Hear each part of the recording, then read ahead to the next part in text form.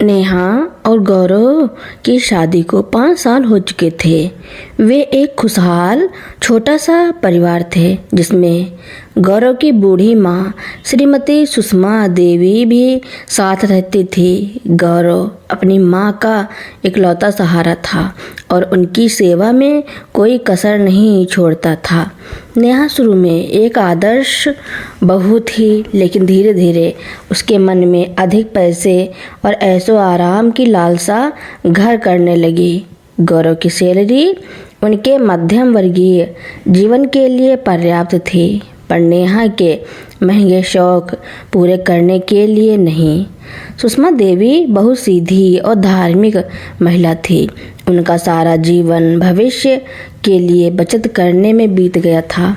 नेहा को पता था कि सास के नाम पर शहर के पास इलाके में एक पुश्तैनी मकान और बैंक में मोटी एफडी है।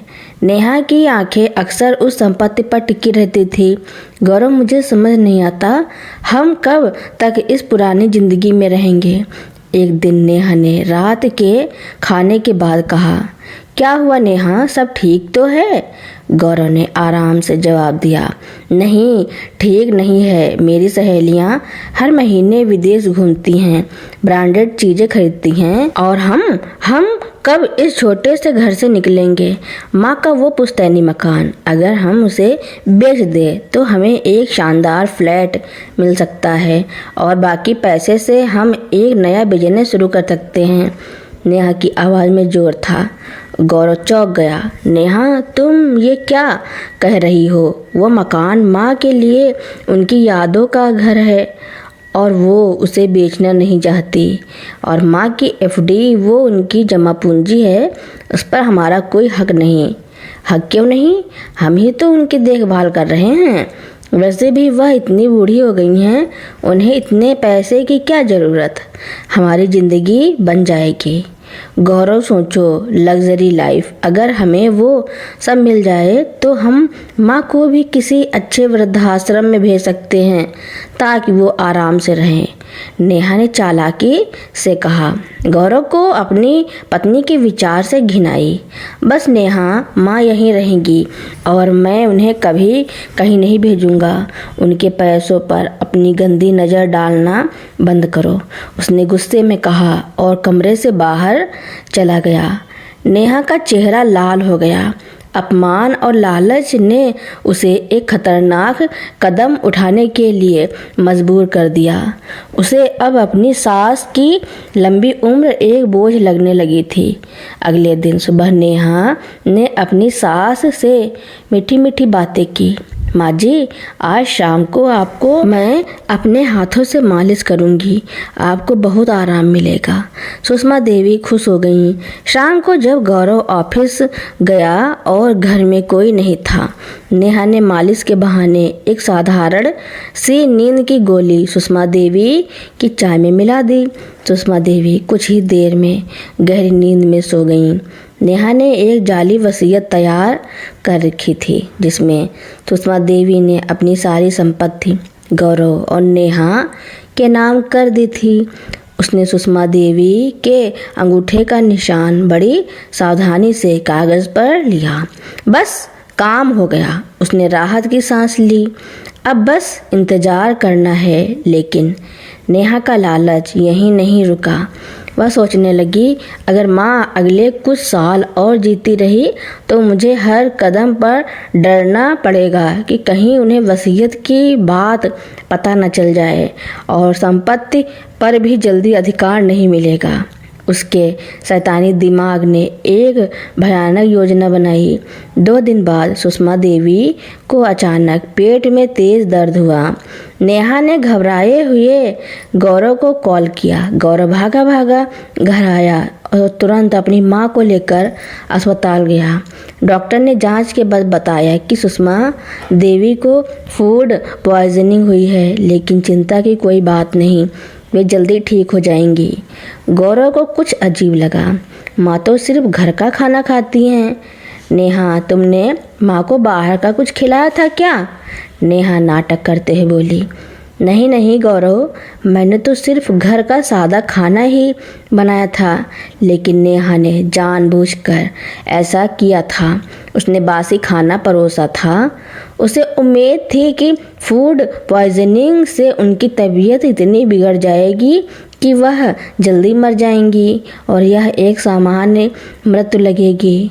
सुषमा देवी को अस्पताल में भर्ती कर दिया गया। दूसरे ही दिन एक नर्स ने जांच के दौरान पाया कि उनके शरीर में जहर के हल्के निशान हैं जो किसी भी फूड पॉइजनिंग से अलग हैं। नर्स ने तुरंत अस्पताल के सीनियर डॉक्टर और पुलिस को सूचना दी। इंस्पेक्टर विवेक एक अनुभवी और तेज तर्रार अफसर थे। वह तुरंत अस्पताल पहुंचे और गौरव से लंबी पूछताछ की। गौरव ने ईमानदारी से सब कुछ बताया, लेकिन उसे अपनी पत्नी पर शक नहीं हुआ। इंस्पेक्टर विवेक ने नेहा को शांत और दिखावटी व्यवहार को गौर से देखा। आप अपनी सास की बीमारी से इतनी चिंतित क्यों नहीं लग रही हैं जितना कि कोई भी बहू होती है? इंस्पेक्टर ने सीधे सवाल किया। नेहा कांप गई। इंस्पेक्टर साहब, मैं रात भर सोई नहीं हूँ। मैं अंदर से बहुत परेशान हूँ, बस दिखा नहीं रही। इंस्पेक्टर विवेक ने एक चाल चली। ठीक है, हम आपकी परेशानी समझते हैं, लेकिन हमें एक बात पता चली है। आपकी सास के पास एक गोपनीय बैंक खाता है जिसमें उन्होंने अपनी सारी एफडी से पैसे निकाल कर एक ट्रस्ट के नाम कर दिए हैं जो सिर्फ अनाथ बच्चों की मदद के लिए है।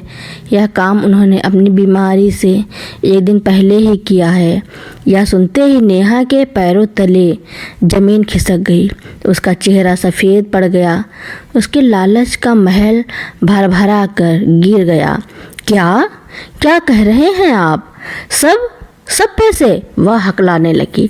हाँ, सब पैसे, और इसलिए मुझे शक है कि इंस्पेक्टर ने जानबूझकर बात अधूरी छोड़ दी। नेहा का सारा धैर्य टूट गया। नहीं, यह झूठ है। मेरे पास वसीयत है। माँ ने सब मेरे नाम किया है। मुझे वो पैसे चाहिए, मुझे वो मकान चाहिए। और चीख उठी और अपने पर्स से जाली वसीयत निकालकर इंस्पेक्टर के सामने फेंक दी। इंस्पेक्टर मुस्कुराया। यह वही सबूत था जिसकी उन्हें तलाश थी। वसीयत जाली है श्रीमती नेहा, और आपकी सास का बैंक अकाउंट अब भी उनके नाम पर है और उसमें पैसे भी हैं। मैंने तो बस यह देखने के लिए झूठ कहा था कि आप क्या प्रतिक्रिया देती हैं, और आपने सच उगल दिया। नेहा को अपनी गलती का एहसास होते ही वह सदमे में आ गई। उसका सारा लालच उसे एक झटके में पुलिस स्टेशन खींच लाया था। कुछ ही देर में नेहा हिरासत में थी। गौरव को उसकी सारी सच्चाई पता चली तो वह टूट गया। उसकी पत्नी के लालच ने उसे अपराधी बना दिया था। सुषमा देवी को जब होश आया और सारी बात पता चली तो उन्होंने गौरव को समझाया, बेटा, धन दौलत आती जाती रहती है, लेकिन रिश्तों की कीमत पैसों से नहीं लगाई जा सकती। नेहा ने लालच के जाल में फंसकर खुद को बर्बाद कर लिया। भगवान ने तुम्हें और मुझे बचा लिया। इस घटना ने गौरव को सिखाया कि जीवन में सच्चाई और ईमानदारी ही सबसे बड़ी संपत्ति है। नेहा को पुलिस ने हिरासत में ले लिया था। अस्पताल के एक शांत कमरे में सुषमा देवी लेटी थी, जबकि गौरव अपनी माँ के पास बैठा था, आंखों में अविश्वास और गहरा दुख लिए। माँ, मुझे विश्वास नहीं हो रहा कि नेहा वह ऐसा कर सकती है, गौरव ने रूंधे गले से कहा। जिस लड़की से मैंने इतना प्यार किया, जिसके लिए सब कुछ किया, उसने सिर्फ पैसों के लिए अपनी जान लेने की कोशिश की। सुषमा देवी ने धीरे से गौरव का हाथ पकड़ा। बेटा, उसे दोष मत दो, दोष लालच का है। पैसा जब सिर पर चढ़ जाता है तो इंसान को अंधा कर देता है। उसे लगा कि यह संपत्ति और पैसा ही उसकी खुशी का एकमात्र रास्ता है। इंस्पेक्टर विवेक कमरे में आए। गौरव जी, हमें कुछ और सबूत मिले हैं। नेहा की माँ श्रीमती सरला देवी भी इस साजिश में शामिल हो सकती हैं। हमें पता चला है कि नेहा ने हाल ही में अपनी माँ से बार बार पैसे और संपत्ति को लेकर बात की थी। क्या मेरी सास? गौरव सदमे में था।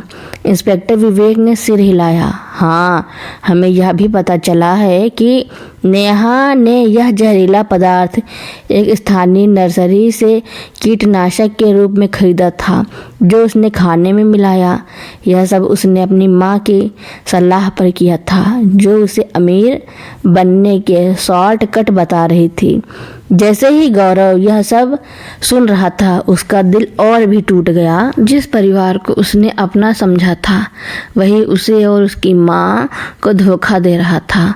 अगले दिन इंस्पेक्टर विवेक ने नेहा को आमने सामने बिठाया। नेहा, तुम्हारी माँ तुम्हें इतनी जल्दी अमीर क्यों देखना चाहती थी?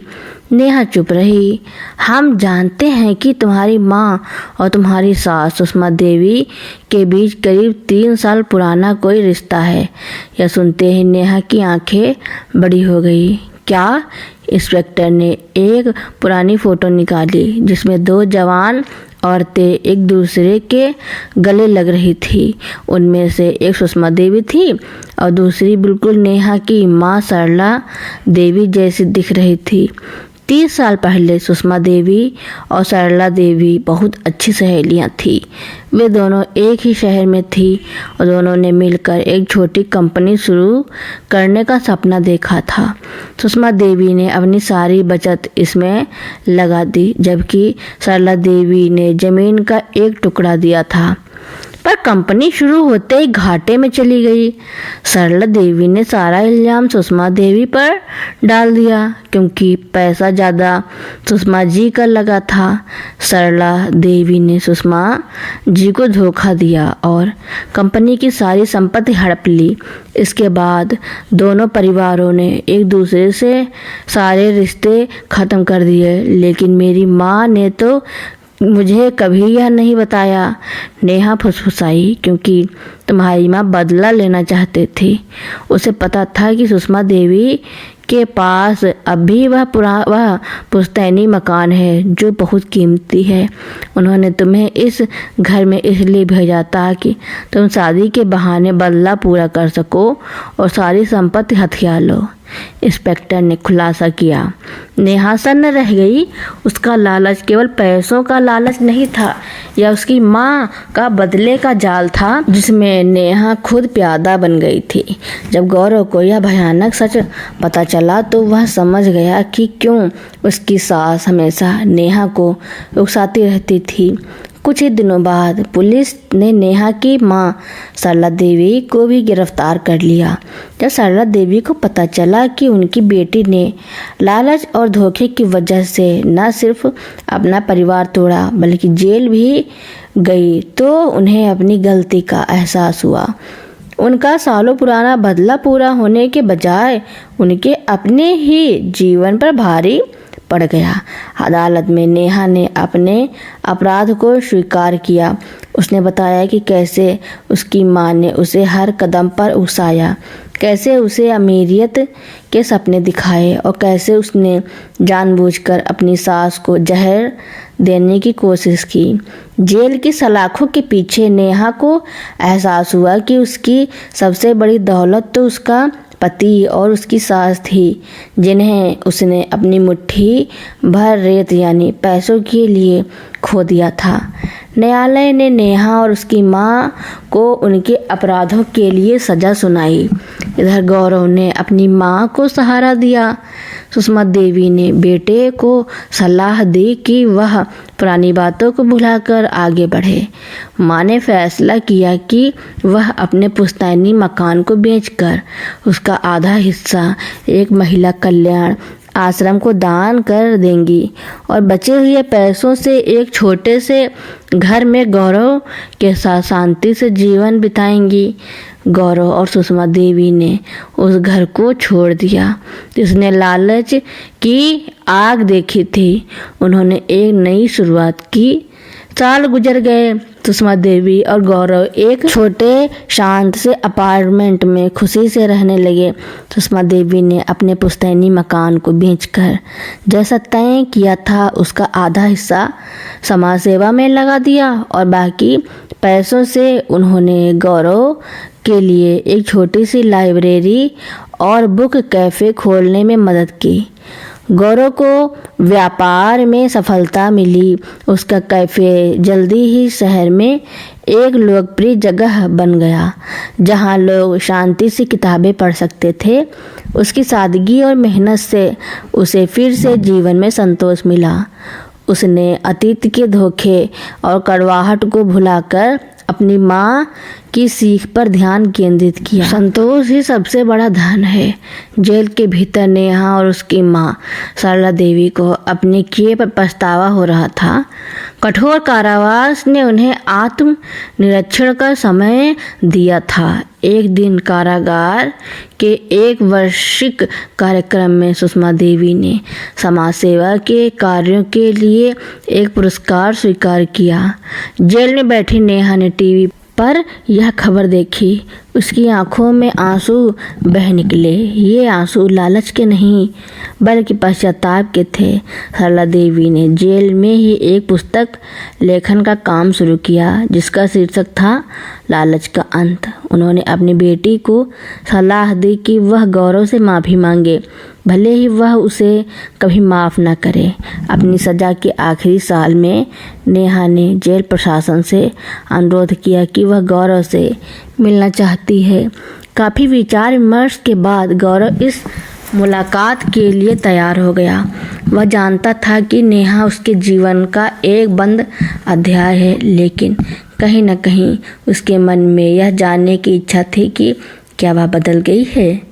एक ठंडी सुबह गौरव जेल के मुलाकात कक्ष में दाखिल हुआ। सामने बैठी नेहा बिल्कुल बदल चुकी थी।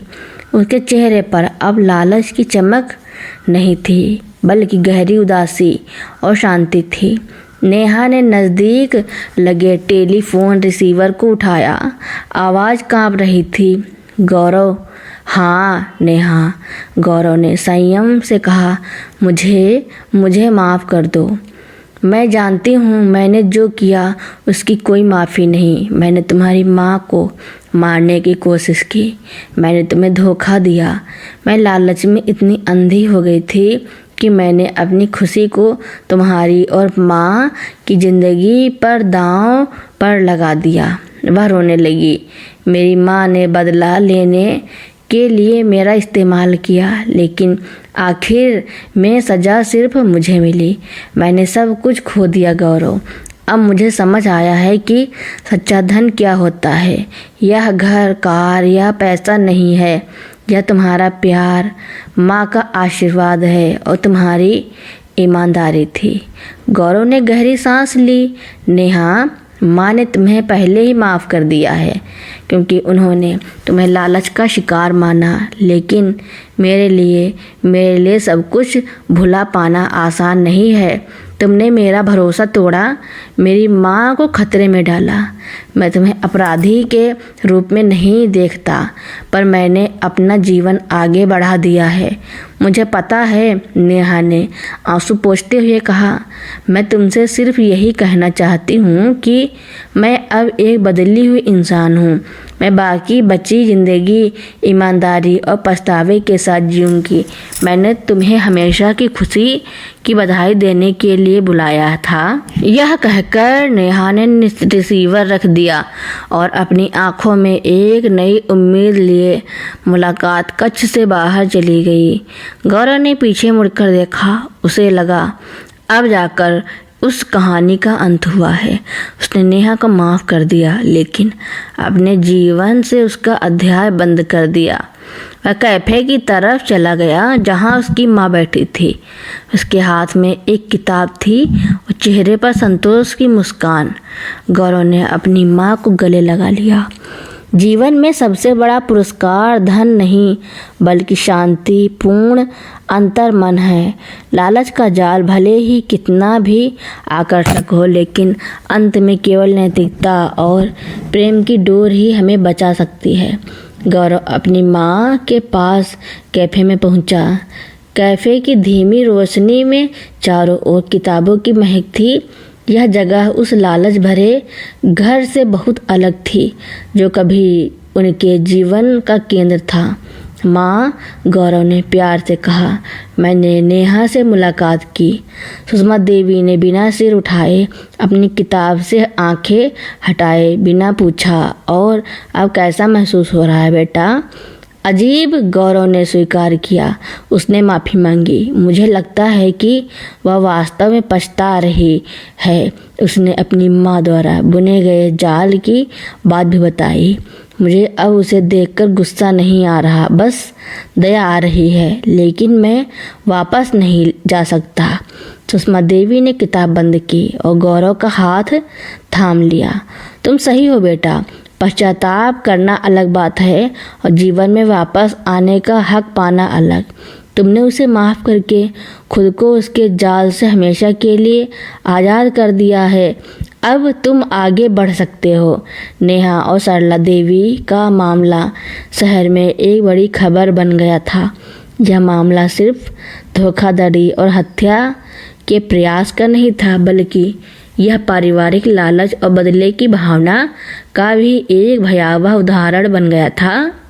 इस घटना के बाद सुषमा देवी ने समाज में नैतिक शिक्षा और पारिवारिक मूल्यों को बढ़ावा देने के लिए अपना जीवन समर्पित करने का फैसला किया।